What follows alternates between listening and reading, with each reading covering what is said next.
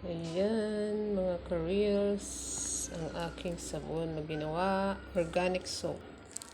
Binalot ko muna sa paper towel para hindi mawala naman ang kanyang scent. Ayan, para kung nagbabalot nito ng sandwich.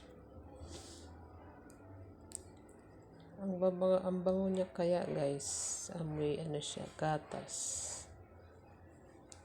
Parang nakakatakam. Mapagkamalan mong pagkain.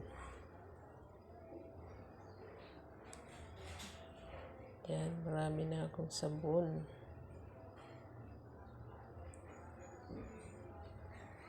Siguro mga isang buwan ito may pa na magagamit.